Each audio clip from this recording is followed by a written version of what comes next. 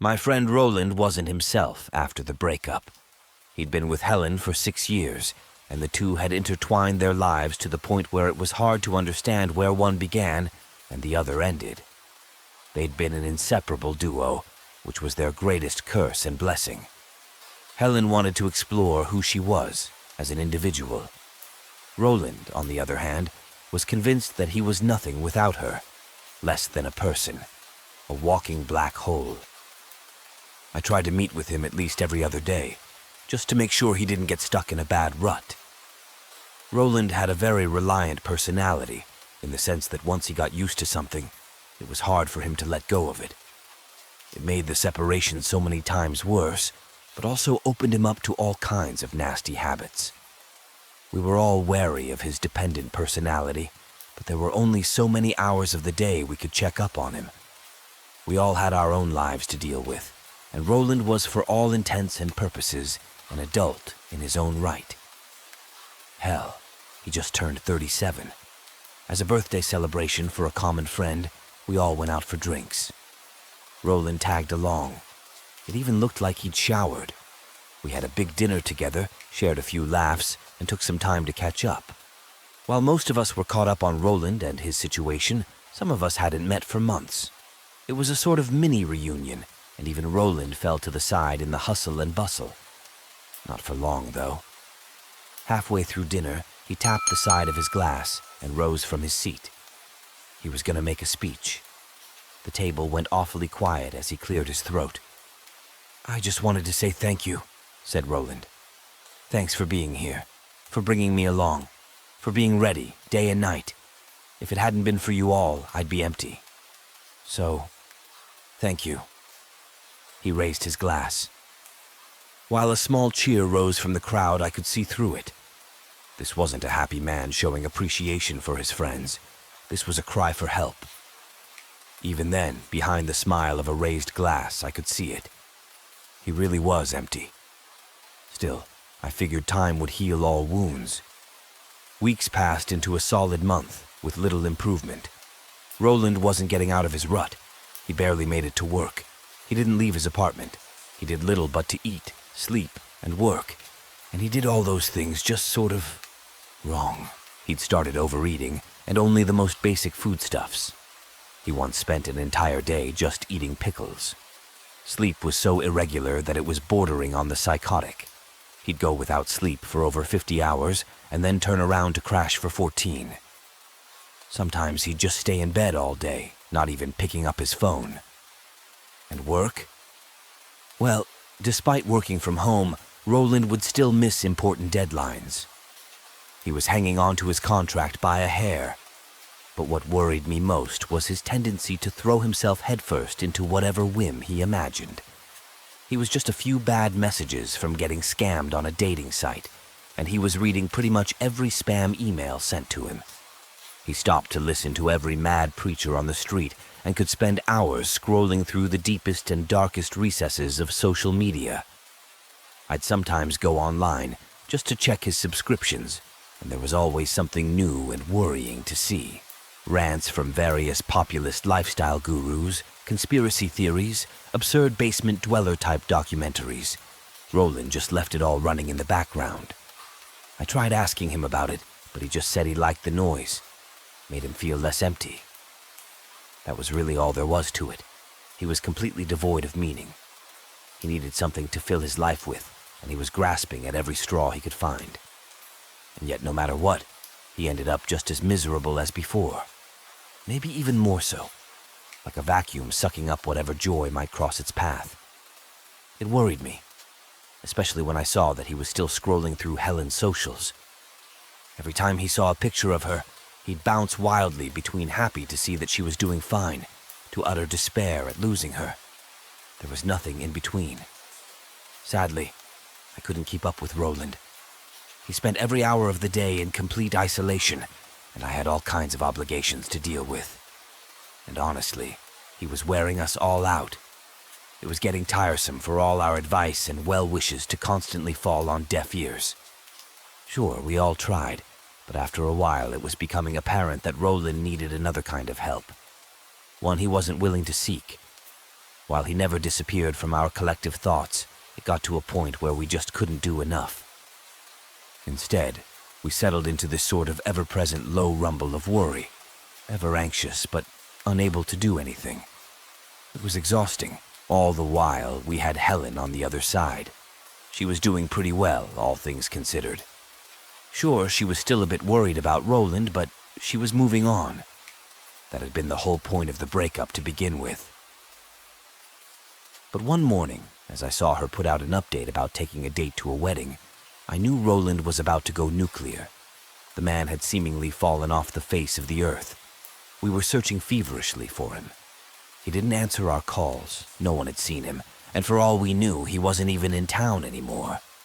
It was scary for all of us, not knowing how he'd react. After many hours, we managed to get a hold of his family and borrow the backup key to his apartment. It was an emergency after all, but it was nothing like we'd anticipated. Long before the Helen's recent dating story went live, Roland had already left. There were letters from several days prior left on the floor. His fridge was wide open, leaving the entire apartment smelling of mildew and rot. His computer was still running in the living room, among piles of unwashed clothes and takeout boxes. Whatever Roland had been up to, he'd been doing it for some time. In the middle of the room was a recently opened cardboard box. It looked like it had been hand-delivered since there was no postage or sender.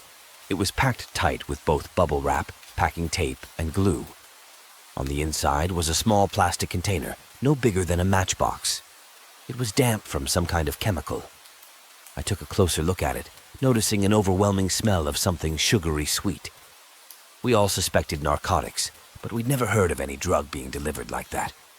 Besides, that's big a box for raw, liquid dosage. It didn't make sense. There was a small medical kit by the side of his desktop computer. Bandages, little scissors, a scalpel, a stitch kit, and plenty of disinfectant. Even at a glance, we could tell it had been used. The drops of blood surrounding it didn't lie. We tried calling him again, only to hear a tune from his bedroom. Roland had left his phone behind. For the next few hours, all we did was make phone calls. Friends, family, law enforcement, anyone and anything that might have seen him. We checked in with his remote office, only to hear that he hadn't been logged in for over a week. He'd left his car in the parking lot, so there was no vehicle to look for. He was somewhere out there, on foot, and we had no idea for how long. We looked for him everywhere. We spread out around town and asked along the local shops. We put up a few posters, made a few posts on our socials, and asked around the neighborhood where he lived. Not only did we end up with a big fat nothing, but an uncomfortable question surfaced. We had no idea how far we were supposed to search. No one knew for sure how long he'd been missing. It could be days, or it could be hours. Even on foot, he could be in the next town over if he was quick about it. As the phone calls faded, and the responses grew fewer and further between, people dropped out of the search, one by one. After about a week, even I did. It became this strange thorn in our side, this constant talking point. There were no signs of Roland or anything relevant to his disappearance.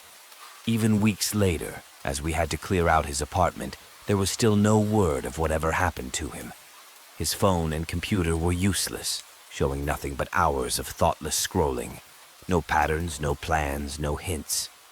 The only thing I couldn't quite figure out was that strange package he'd received. There was no date on it, so it could have been there for God knows how long.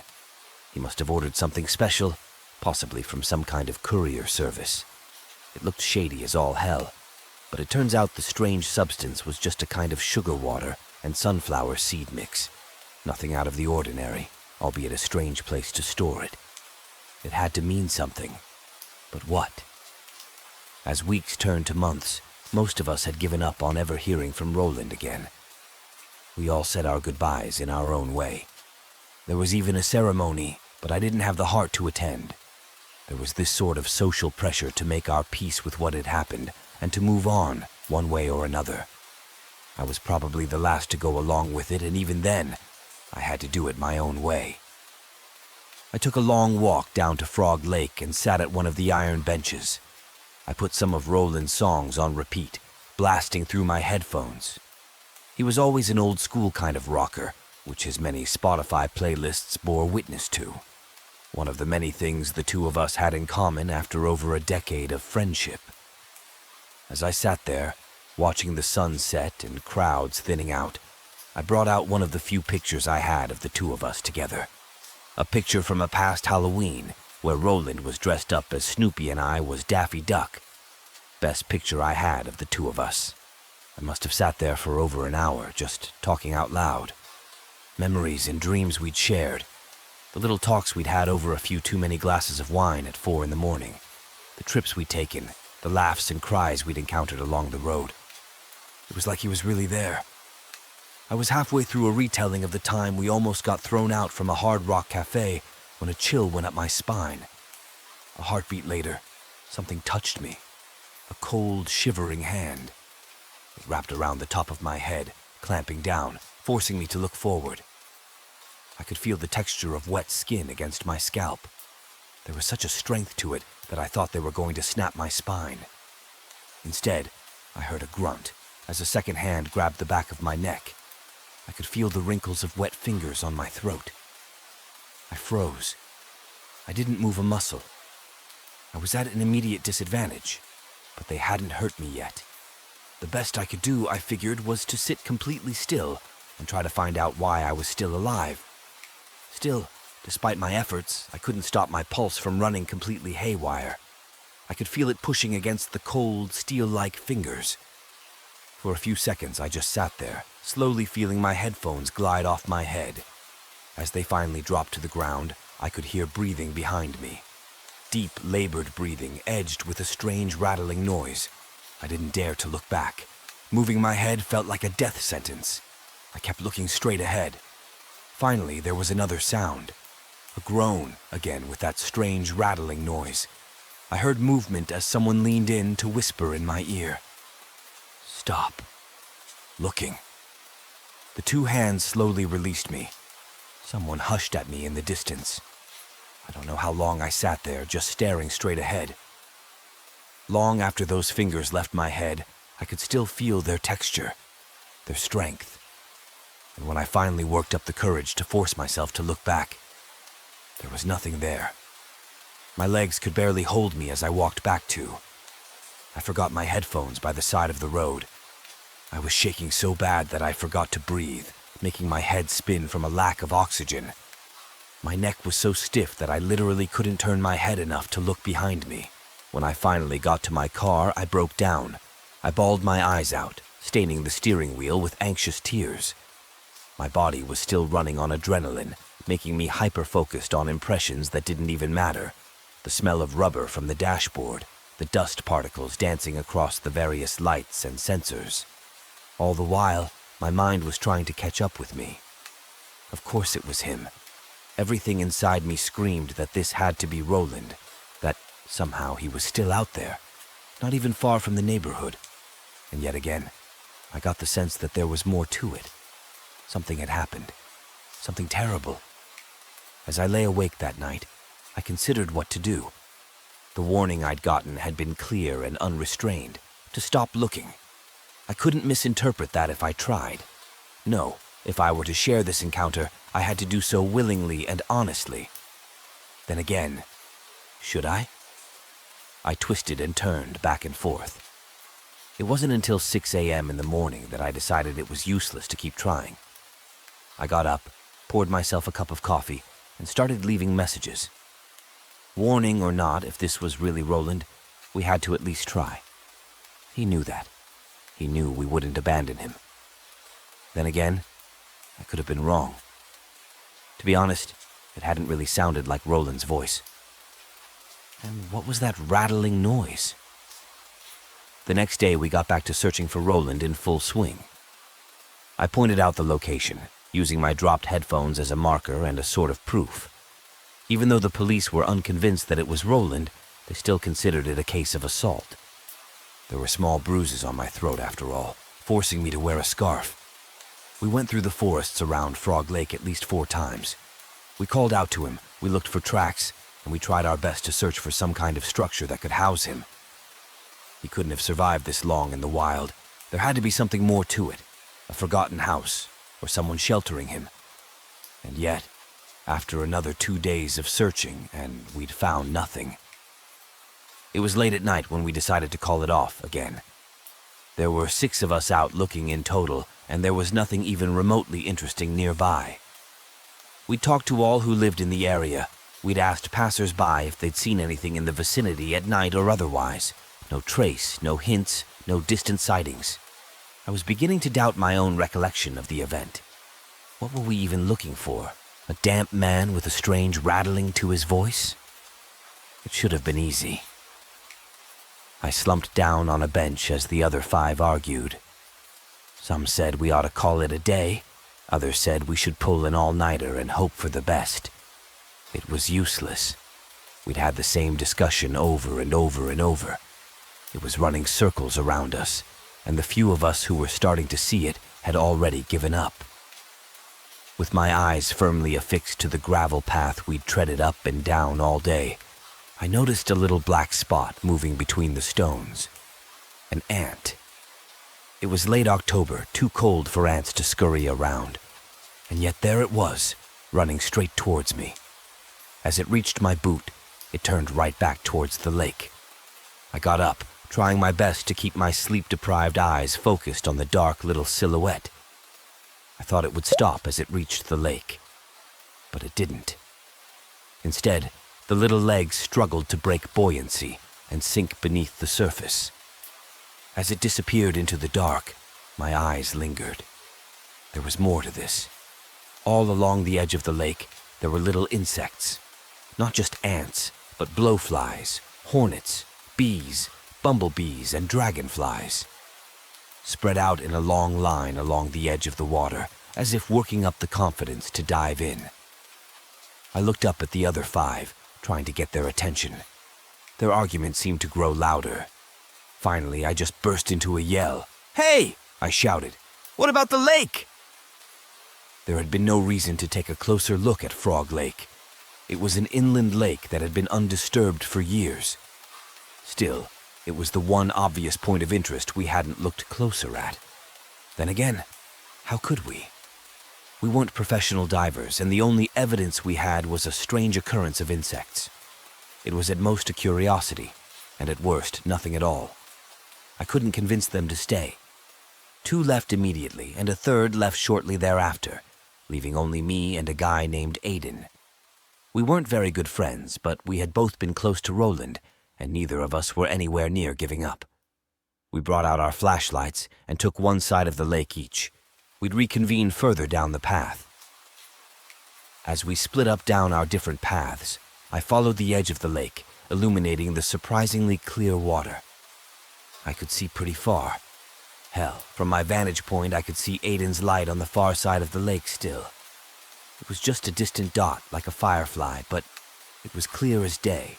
Apart from the occasional insect plopping into the water, all I saw was debris and mud. Still, I had the feeling that there really was something there. Like I expected a pair of eyes to look back at me, only to pounce out of the water, wrapping up my neck with those shivering hands. The image was so vivid in my mind that I found myself unconsciously cold sweating. I have no idea how long it took to follow that path. It all started to look the same after a while. After an untold amount of time wasted, I reached bend of the lake, bounding back towards the other side. I couldn't see Aiden's flashlight anymore. I'd almost gone an entire lap around the lake when I realized I should have seen him by now. Even if he was twice as slow as me, I should have run into him. I figured he might have turned around or gone home, but then he should have said something. I called out to him over and over. Aiden, then Aiden again. Then, Roland. The name echoed across the lake. There was no response. My flashlight started to feel heavier and heavier. My knees locked in place. Should I stay still or run for my car? I fumbled around in my pocket for my phone, swiping down the unlock pattern. I figured I'd be ready to dial emergency services, just in case. As the screen lit up with a click, I managed to press 9 on my number pad before a sudden buzz interrupted me. A black wasp, the size of my little finger. The hum of its wings loud enough to be mistaken for a phone on vibrate. It stung my hand. It was so sudden that it took at least 2 seconds for the pain to register. When it did, it was like something had set my arm on fire. As my fingers cramped, my phone fell to the ground with nothing but a 9 to show. My yells were replaced with a horrifying scream, so loud that I, myself, could hear it, like I was experiencing myself in the third person. I could hear the buzzing around me as the wasp took to the air. It circled around my head, coming in for a landing above my left ear. I brushed it off, only to realize that there were more of them. Many more. But for the moment they weren't attacking, merely circling. Close, but not touching. Not yet. Ahead of me, someone stepped out of the lake. At least I thought it was a someone. But the closer it got, the more I realized it was more of a something. I couldn't tell if it was Roland. I couldn't tell what the hell it was supposed to be at all.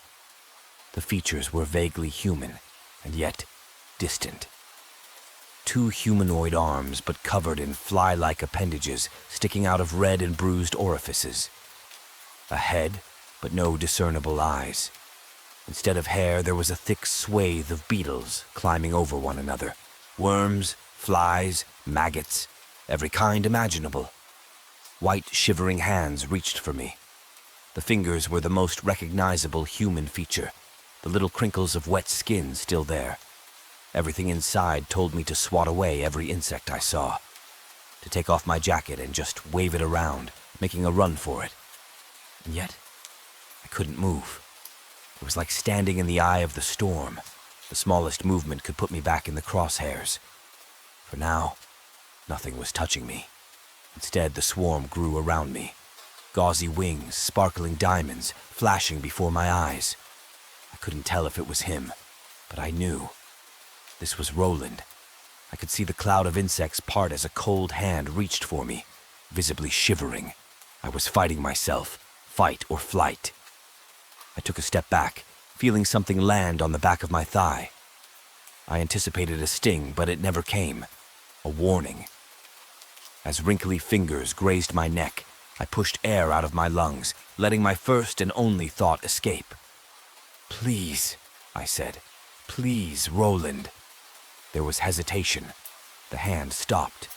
I searched for a pair of eyes, but couldn't find them. I spoke directly to the broken remains, trying to imagine a real face looking back. A happy face. Roland's face. "What happened?" I asked. "What did you do?" There was a crackle as something loosened. There was a hole at the base of his throat where a fat cockroach stretched its wings. With Roland's every breath, the wings shook, giving his breathing a strange rattling noise. Every word he spoke was filtered through those wings. "No, longer." He stepped ever closer, his hand inching towards the base of my neck. Empty. It was almost tender, an invitation rather than an attack.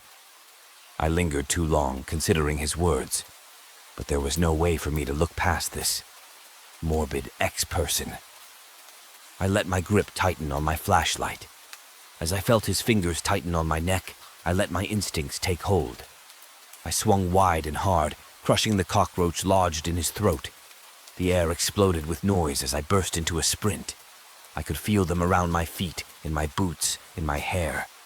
I crushed them with my bare hands, separating abdomens from thoraxes with my fingertips. This ever-present sensation of unwanted movement on my body, but I kept going. My leg went numb from another sting. My left shoulder, too. Something landed on my cheek, and I smacked myself so hard I ended up bruised. Far behind me, in the dark, I could hear something lumbering my way. I got to my car, diving into the driver's seat. Shivering and shaking from the pain, I slammed the door shut, crushing dozens of winged assailants. I flicked on the lights, illuminating in full what I'd been talking to. It's hard to describe it. Even though the only thing I could physically recognize were a few lingering tufts of brown hair, there was no doubt in my mind that it was Roland. What remained of him? Every single part of him rearranged and perverted. He wasn't wearing any clothes. It was all a living hive. Thousands of different kinds of insects living inside a single boundary, an empty husk of a man. We just stopped for a second, observing one another from afar. It was clutching its throat with one arm, not to signal some kind of pain, but because it wanted to invite some of the many winged insects from its arm to take the place of the cockroach. Then I heard a buzz from the air conditioning. I put the car in reverse without a second thought. I was about to just turn it around and go when I noticed the rolling thing still lumbering towards me.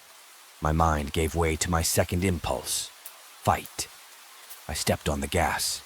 It was so fast, closing in like something falling from a great height. The moment it smacked against my windshield, it scattered to the wind. The illusion of a human form evaporated.